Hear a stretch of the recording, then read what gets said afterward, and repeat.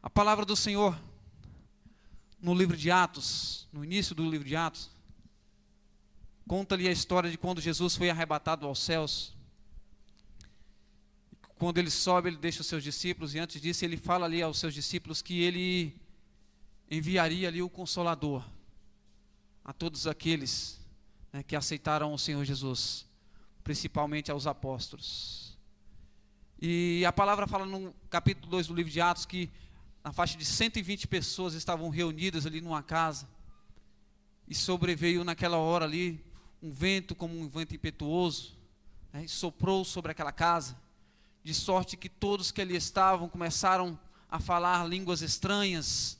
Eles começaram a ver línguas de fogo espalhadas no meio daquele povo, de sorte que todos eles, né, foram cheios do Espírito Santo. A palavra fala também que lá havia pessoas de diversos países, de diversas, né, denominações, e o próprio Espírito Santo do Senhor condicionou que cada um escutasse a mensagem ali, segundo, né, o que o Espírito Santo dava o entendimento a cada um na sua própria língua, na sua própria origem.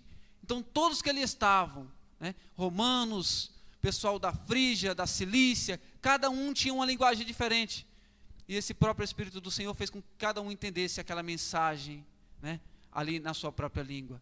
Mais à frente, os próprios apóstolos do Senhor, Pedro, Tiago e João, começaram a difundir ali o Evangelho do Senhor, a pregar sobre a ressurreição do nosso Senhor Jesus Cristo. Muitas das vezes, quando eles estavam nas sinagogas pregando, certos saduceus, certas pessoas que não reconheciam o Cristo de Deus, pessoas que crucificaram o nosso Senhor Jesus, iam de encontro àqueles ali, prendiam ele por muitas vezes açoitavam aqueles apóstolos que ali estavam, porque não aceitavam o nosso Senhor Jesus, não aceitavam a ressurreição do nosso Senhor. Irmãos, por mais que esse mundo a qual nós vivemos hoje seja cheio de pessoas incrédulas, pessoas que não têm o coração quebrantado, pessoas que não têm amor no seu coração, que têm um coração duro, coração empedrecido, que não aceitam a mensagem do nosso Senhor, que às vezes você tem pregado a essa pessoa, às vezes você tem ministrado a palavra a essas pessoas e elas continuam com o coração duro. O Senhor pode fazer da mesma forma que fez com aqueles apóstolos. Eles prenderam, eles açoitaram, mas uma coisa eu tenho certeza, a mensagem ficou no coração, ficou na mente de cada um daqueles, mesmo eles se negando a aceitar a mensagem do nosso Cristo. Amém? Mais à frente, a palavra do Senhor nos fala que por conta da multidão que cria no Senhor Jesus, por conta do aumento grandioso de pessoas que aceitavam a crença, que se uniam aos apóstolos, ficou um trabalho muito sobrecarregado aos apóstolos, deles, além de ministrarem a palavra do Senhor, eles fazerem também a divisão, né, dos pães, a divisão do dinheiro que era distribuído em forma igual para cada um daqueles que aceitavam ao Senhor Jesus, porque a palavra mesmo nos conta que quem tinham bens, naquele tempo quando eles aceitavam ao Senhor Jesus, eles vendiam as suas propriedades e levavam o dinheiro e colocavam aos pés dos apóstolos, e isso ali eles pegavam aquele dinheiro e distribuíam em partes iguais, segundo a necessidade de cada um.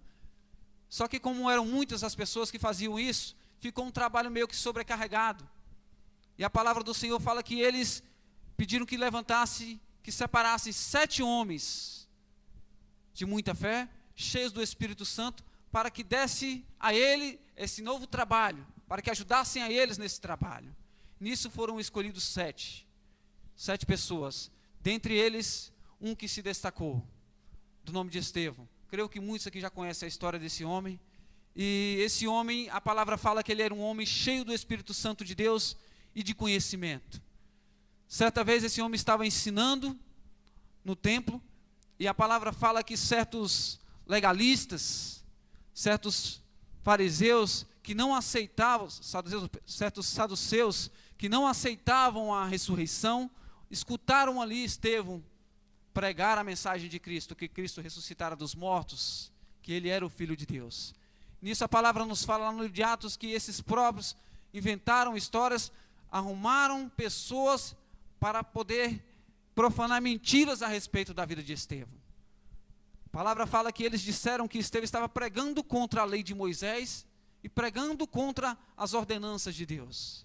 A palavra também nos fala que esse povo, ao delatar Estevão, fez com que os principais da sinagoga pegassem Estevão e levassem até eles. E dali em diante, Estevão, na sua defesa, começou a dar, no meu ponto de vista, eu creio que um dos maiores sermões bíblicos de toda a história. Estevão começa ali a se defender e conta ali a história do povo de Israel, desde Abraão até Davi. E ele fala ali que aquele povo, os judeus, tudo o que eles fizeram, do início da vida de Abraão até Davi, foi perseguir e a matar os profetas. O povo não aceitou.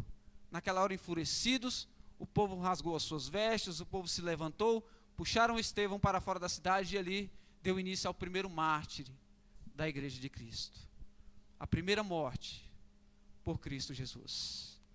E não é só desse homem que eu queria falar agora nessa hora, mas entrando na palavra ali, no livro de Atos, quando fala essa parte no capítulo 7, que fala sobre a morte de Estevão, ali é colocado, né, um homem, um jovem naquela época, por nome de Saulo, que o livro de Atos acusa ele como se ele tivesse uma porção, né, ele tivesse manchado as mãos dele, ele tivesse participado daquele mártir com Estevão. Tanto que aqui no capítulo 7, no versículo 58 do livro de Atos, fala que os mantos daquelas pessoas que estavam a apedrejar Estevão, quem segurou eles foi Paulo. Amém? E é desse homem que eu queria falar nessa noite. E eu gostaria que os irmãos também abrissem a sua Bíblia no livro de Atos, capítulo 8. A gente continuar aqui. Diz assim: arrastaram-no para fora da cidade. Está falando de Estevão. Ameaçaram apedrejá-lo. As testemunhas deixaram seus mantos aos pés de um jovem chamado Saulo. Essa é a primeira menção do apóstolo Paulo dentro da palavra do Senhor, dentro da Bíblia. Amém? Aí no capítulo 8 diz o seguinte: e Saulo estava ali, consentindo na morte de Estevão. Aqui fica provado o que eu falei agora há pouco. Então ele consentiu na morte de Estevão. Amém? Mais à frente diz que desencadeou-se uma grande perseguição aos cristãos daquela época. E o principal perseguidor daquela época tornou-se Paulo, o Saulo, né? A palavra fala que ele perseguia, ele entrava dentro dos lares, arrastava para fora todos os cristãos e ele levava preso para Jerusalém. Ele pediu cartas aos principais das sinagogas para poder ir até Damasco. E lá, como quem já fez algum estudo a respeito dessa cidade, diz que Damasco era uma cidade que ficava num ponto estratégico daquele local, onde passavam-se muitas pessoas, era uma rota, né, tanto de comerciários, como também de viajantes. Então, muitos creem que se os cristãos começassem a difundir o evangelho naquele local, a palavra se espalharia muito rápido, por ter acesso a várias partes daquele continente. Amém? E a palavra fala que Paulo ele pediu essa carta, autorizando, para que autorizasse a ele que fosse até lá e prendesse todos aqueles que pronunciassem, né, pelo menos o nome de Cristo, que falasse que era cristão. Ele estava autorizado a partir daquele momento a prender e levar preso. Mas a palavra do Senhor no capítulo 9 desse mesmo livro de Atos, diz que aconteceu uma coisa tremenda no meio do caminho. No versículo 1 diz o seguinte: enquanto isso, Saulo ainda respirava ameaças de morte contra os discípulos do Senhor. Dirigindo-se ao sumo sacerdote, pediu-lhe cartas para as sinagogas de Damasco, de maneira que, caso encontrasse ali homens e mulheres que pertencessem ao caminho, pudesse levá-los presos para Jerusalém. Em sua viagem, quando se aproximava de Damasco, de repente brilhou ao seu redor uma luz vinda do céu.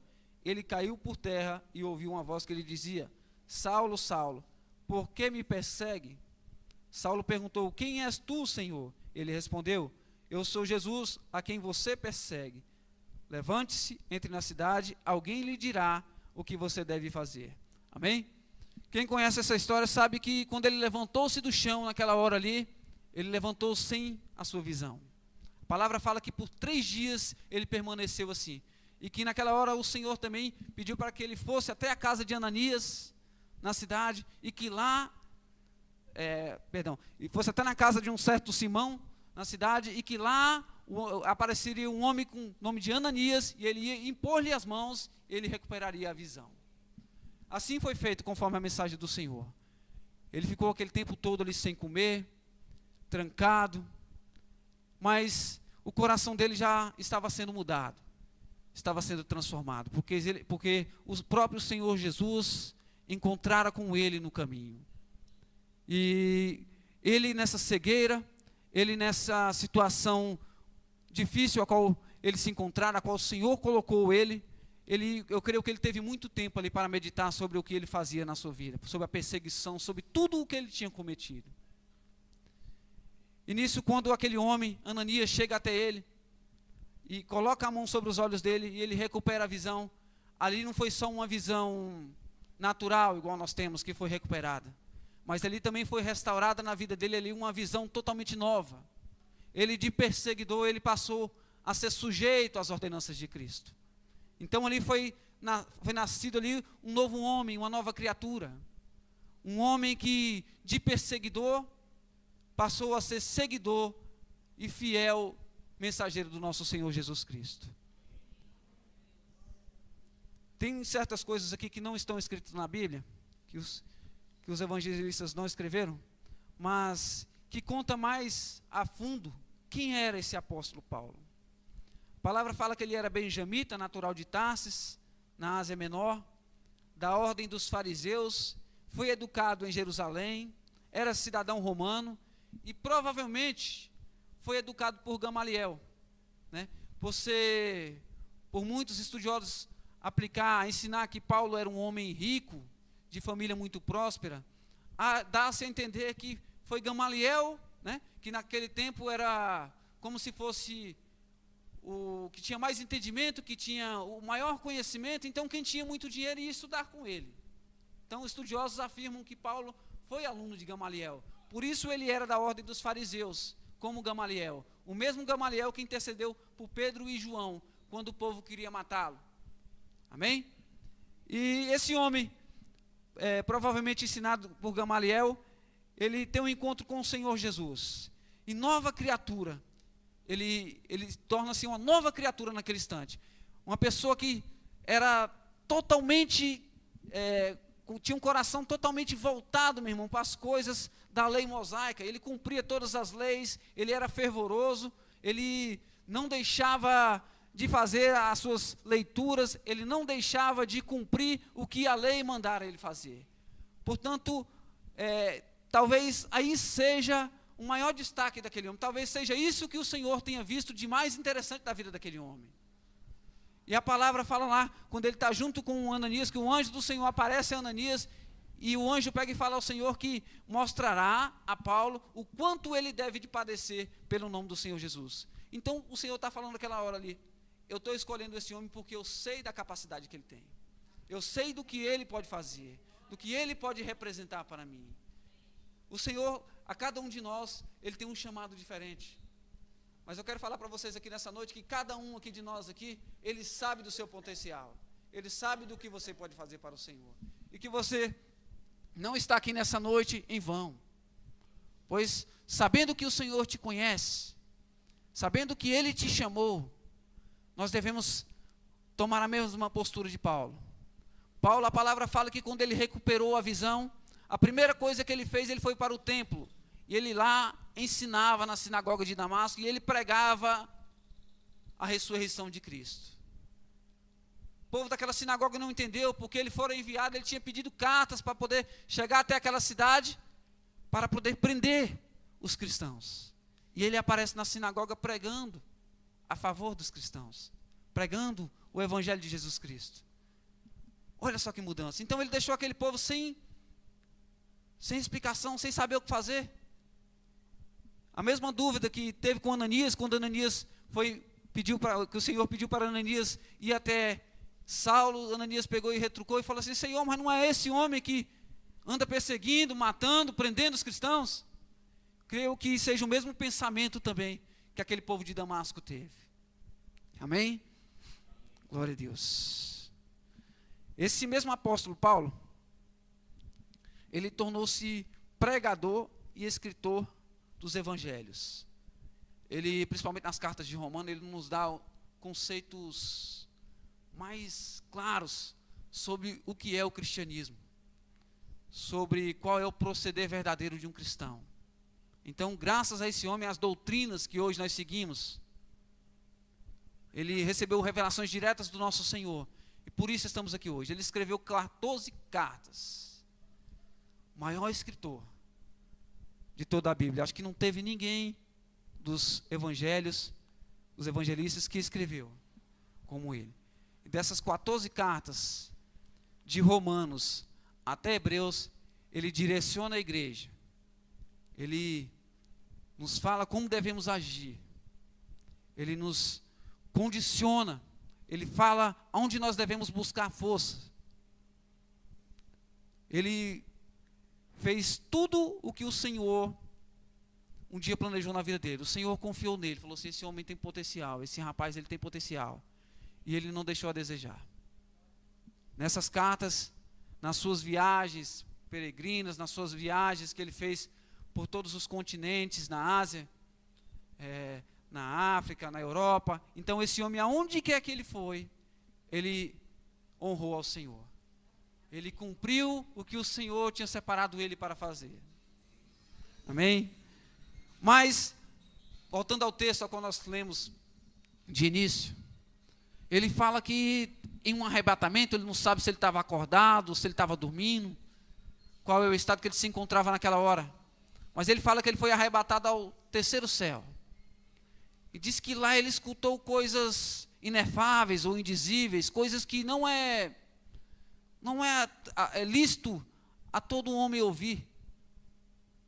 E ele fala assim que, ao receber essa mensagem do Senhor, para que ele não se exaltasse além do mais, porque ele era apóstolo, ele recebera uma visão do próprio Senhor Jesus numa caminhada para a perseguição. Ele passou por uma mudança totalmente radical de vida. Ele escreveu várias cartas para as igrejas, ele fundou várias igrejas naqueles continentes. E a palavra fala que para que ele não se exaltasse de tudo o que ele escutara, fora dado a ele um espinho na carne. Ele fala que como um mensageiro de Satanás para atormentar a vida dele, por 3 vezes ele orou ao Senhor, pedindo para que o Senhor tirasse dele aquele espinho na carne. E o Senhor prontamente responde a ele: negativo. A minha graça te basta. A minha graça te basta. Porque o meu poder se aperfeiçoa na tua fraqueza. Fui meditar nessa palavra, fui meditar nessa mensagem. Fui estudar, fui buscar na internet, vários estudos, várias versões sobre o que seriam esses espinhos na carne de Paulo. Sobre o que ele estaria passando, o que foi que ele sentiu para que ele pudesse escrever algo dessa forma. Muitos afirmam que era uma doença que ele tinha, outros já falam que era um pecado, que ele, às vezes ele lutava, mas não conseguia viver sem pecar. Outros já falam que é o próprio contexto, né, aqui da palavra, que fala que ele sofreu perseguições, que ele sofreu insultos por ter nascido para Cristo, por ter tomado uma nova iniciativa de vida e estar vivendo em novidade de vida. Mas na minha concepção, no meu modo de pensar, cada um de nós aqui tem um espinho na carne. Ninguém está livre disso. Pois a palavra fala que o único que é santo, o único que viveu em santidade, que não cometeu pecado, que não tinha mancha nas suas vestes, foi o nosso Senhor Jesus Cristo. Então, se Paulo estava falando de pecado aqui, todos nós aqui também temos um espinho na carne. Agora, se Paulo está falando aqui de uma doença, quem aqui nunca ficou doente? Alguém aqui nunca pegou uma doença? Creio que não. Então também pode ser o espinho na nossa carne essa doença. Agora, quem aqui nunca passou por insulto? Quem aqui nunca passou por provação? Quem aqui nunca foi ridicularizado por você pronunciar que serve ao Senhor? Quem aqui nunca passou por uma situação constrangedora na sua vida por ser servo do Senhor? Creio que ninguém. Meu irmão, creio na palavra do Senhor, nessa mensagem que o apóstolo está nos transmitindo aqui agora. Creio eu, que ele está falando com cada um de nós aqui, porque nós somos cristãos, nós somos servos do Senhor Altíssimo. Sei que muitos aqui buscam ao Senhor incessantemente, faz suas orações, são fiéis, são fervorosos nas suas orações, leem a palavra constantemente, mas quando você está andando firme na presença do Senhor, sempre há algo a nos tirar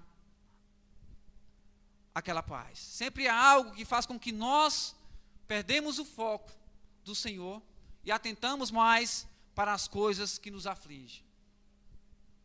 Que seja um filho que está te dando trabalho, ele não te obedece. Que seja o seu patrão no seu trabalho. Que seja um amigo do seu filho que está fazendo com que ele desvie o caminho. Eu entendo como se isso aqui, tudo isso que eu estou falando aqui agora aqui, fosse um espinho na carne. Às vezes você tem um casamento, você luta, você procura fazer do seu lar um lar abençoado, pautado na palavra do Senhor, mas o seu cônjuge, que seja o esposo ou que seja a esposa, ele sempre está ali a te provar, sempre está ali a se levantar contra você, sempre está ali a se levantar contra o que você crê. Isso é um espinho na sua carne. Eu tenho uma família meio conturbada, pessoas que se intitulam cristãos, pessoas que se intitulam que são religiosos, mas na prática não se vê eles praticarem nada disso. Talvez por a religião estar como está hoje, da forma que está, muito fácil a pessoa abrir a boca e pronunciar que é servo de Deus, que acredita em Deus, que acredita no Filho dele, Jesus Cristo, mas as atitudes, as ações não condizem com isso. Eu tenho esse exemplo muito forte na minha casa, na casa da minha mãe. Lá tem pessoas que se dizem que não creem em nada. Então, de certa forma, isso é um espinho na minha carne. Porque quando eu saí da chácara, a Luísa propôs a gente morar na Samambaia, meu maior desejo naquela hora, quando a gente saiu da chácara, naquele dia ali, naquele instante, foi eu ir até a Samambaia e lá ficar mais fácil de eu pregar a palavra para aquele povo, por estar mais perto. Lá eu chamar a igreja, fazer culto na casa da minha parentela, da minha mãe, dos meus irmãos, e de certa forma isso não está acontecendo. Aconteceu uns cultos na quarta-feira, não foi, pastor, isso? Na minha casa, e eles até foram, mas não receberam a mensagem. Aquilo que o povo fala, a mensagem entrou por um ouvido e saiu no outro. E ao invés de melhorar as situações, a vida a qual eles estavam levando, eles tomaram um caminho totalmente contrário. O que eles praticavam de errado, eles continuam a fazer, e ainda pior do que eles faziam antes. Isso é um espinho na carne. Mas eu creio numa coisa, a palavra foi pregada, a mensagem foi direcionada a cada um deles. Então eles não são mais ignorantes, eles conheceram a verdade. E essa mesma verdade um dia eu creio que vai florescer no coração de cada um deles. Se o Senhor tiver misericórdia deles, se der tempo ainda. Isso é um espinho na minha carne. Creio que cada um aqui tem um problema na sua casa, no seu trabalho, no colégio. E não há como nós vivermos, né, sem esses problemas. Quando nós não somos atingidos numa área da nossa vida, tem uma área que nós somos mais vulneráveis, e é ali que a gente é atingido. É ali que vem a aprovação nas nossas vidas. De forma que Paulo, quando ele relata isso aqui, eu entendo uma coisa. Cada um de nós tem esse espinho na carne, para que nós não deixamos de forma nenhuma de nos lembrar do Senhor. Porque igual ele fala aqui no finalzinho aqui, do capítulo 12, ele fala que é graças às perseguições. Por isso, por amor a Cristo, regozijo-me nas fraquezas, nos insultos, nas necessidades, nas perseguições, nas angústias, pois quando sou fraco, é que sou forte. Você já parou para prestar atenção que você só busca a Deus, que você só procura a Deus quando você está passando por uma tribulação? O hino falou aqui agora há pouco que é muito fácil a gente cantar, é muito fácil a gente adorar quando tudo está bem. Agora na tribulação nós vamos nos dobrar diante do Senhor e vamos pedir para que Ele nos auxilie, que Ele nos fale, que Ele nos direcione. É na tribulação que fazemos essas coisas, que nós nos achegamos mais perto do Senhor. Está aí o porquê de tanta perseguição, o porquê daquele povo lá em casa não aceitar o Senhor Jesus, porque se eles já tivessem aceitado, talvez eu já teria deixado de orar por eles, talvez eu já teria deixado de chegar e levar uma palavra a um deles, mas é por isso que o Senhor nos dá esse espinho na carne, para que nós não deixamos de orar, para que nós não deixamos de falar da benignidade, das coisas que Ele tem feito no nosso meio. Para isso o Senhor nos dá esse espinho na carne. E eu queria que você nessa noite, você saísse daqui com esse pensamento. Que você, a cada instante da sua vida, que você passar por uma situação a qual foi citada aqui, por um problema da sua vida, eu não sei qual, mas cada um tem o seu aqui, isso é certeza. Que você voltasse ao Senhor Jesus, mas não para pedir, mas para agradecer a Ele. Fala, Senhor, obrigado, porque o Senhor está permitindo que eu passe por essa situação para que eu não me afaste da Tua presença, para que eu não me exalte. Creio que quando Paulo está falando aqui de exaltar, ele está falando assim de se esquecer do Senhor, para que eu não me exaltasse, para que eu não me esquecesse do Senhor, para que eu não deixasse de buscar ao Senhor assim como Ele me mandou. E quando você passar por essa situação, dobre o seu joelho e agradeça ao Papai do Céu. Fala, meu Senhor, meu Pai, obrigado, porque é assim que o Senhor faz com que eu me aproxime do Senhor a cada dia mais, assim que o Senhor faz com que eu peça mais graça ao Senhor, peça mais capacidade, assim que o Senhor faz com que eu busque o Senhor dentro da palavra, assim que o Senhor faz com que eu busque o Teu Espírito Santo a me guiar, a me condicionar. A oração vai mudar nessa hora. A oração de petição, igual o pastor falou aqui no início do culto, vai mudar. Você vai agradecer por algo que você ainda não recebeu. Não é esse o conceito de fé? Você acreditar em algo que ainda não existe, algo que ainda não aconteceu? Então devemos agradecer pelo que não temos ainda. Mas devemos agradecer porque sabemos que nós temos um Deus fiel. E que Ele pode todas as coisas. E que se você for fiel a Ele, que se você for grato a Ele, Ele pode liberar as bênçãos sobre a tua vida. Talvez até mais do que você espera. Talvez coisas que você nem pediu ainda, mas o Senhor já sabe que você precisa. O Senhor já sabe que você carece. E Ele está preparando isso para a sua vida. Mas devemos verdadeiramente nos colocar na posição de servos. O exemplo de Paulo aqui é um exemplo revolucionário, de uma mudança radical de vida. Uma pessoa que odiava, uma pessoa que assolava, igual a palavra fala aqui, aos que pronunciavam ser cristãos. Um homem que vivia fervorosamente na lei e que deixou de viver na lei para viver pela graça. E ali ele reconhecera que ali verdadeiramente era o Filho de Deus que encontrara com ele naquele caminho. E que quando ele caiu por terra, e quando ele se levantou, ele levantou um novo homem, sarado, lavado as vestes. Nós temos que ser assim, meu irmão. Deixar os nossos velhos hábitos, os costumes. A gente ficar dentro da igreja 24 horas, escutando, ouvindo, mas sem colocar em prática, vai fazer com que você fique 30, 40, 50 anos, até o Senhor Jesus voltar. E a sua vida não muda. Sua vida não é transformada.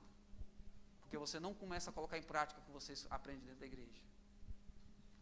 Aquele homem ali, quando ele foi educado como fariseu, ele era fervoroso. Ele cumpria todos os costumes. Por isso eu não tenho um olhar de julgamento sobre Saulo. Porque nós, quando vemos pessoas pronunciarem um outro evangelho, um evangelho falso, igual estão fazendo por aí, nós odiamos. Não as pessoas, mas nós odiamos o que essas pessoas ensinam. Da mesma forma era Paulo, ele não conhecia o cristianismo. Ele não teve um encontro com Cristo. Então, por isso, por ele ser tão fiel, por ele ser um judeu fervoroso, cumpridor de todas as leis, ele perseguia a igreja. Mas no instante que ele tem um encontro com o Senhor Jesus, ali tudo muda. Tudo muda na vida dele. Tanto que ele aplicou aquilo na vida dele. A mesma coisa que ele fazia quando ele era um judeu fervoroso, ele começou a praticar quando ele passou a ser um cristão fervoroso. O que ele aprendeu com Jesus, com os evangelhos, tanto lá no 1 Coríntios ele fala, capítulo 11, ele fala: o que aprendi, que ele recebeu do Senhor, ele passou aos demais. E ele fez isso, meu irmão, de uma forma gloriosa. Não houve homem nenhum dentro da Bíblia que fez o trabalho igual dele. Nós da mesma forma. Hoje nós temos essa oportunidade. O que você está recebendo do Senhor, meu irmão, você tem que passar aos demais. Você está retendo. Você está ficando com a bênção. Talvez você tenha uma bênção para entregar para o irmão. Uma palavra que vai gerar vida. A pessoa talvez está morta. A pessoa talvez está sem força de buscar o Senhor. E você tem essa palavra de ânimo. Você tem essa palavra que vai salvar, que vai levantar essa pessoa. Às vezes você está retendo essa bênção dessa pessoa, meu irmão. E eu gostaria que você ficasse de pé nessa hora.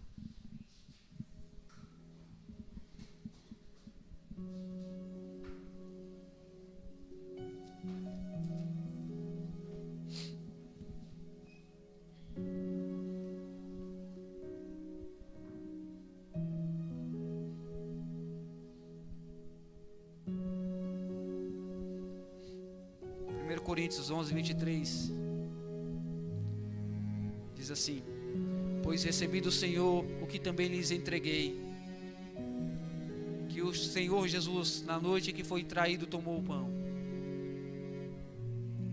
tendo dado graças, partiu e disse: isto é o meu corpo, que é dado por favor de vocês, façam isto em memória de mim. Ele está falando aqui que o que ele aprendeu, o que o Senhor Jesus tinha dito a ele, isso ele estava transmitindo aos demais.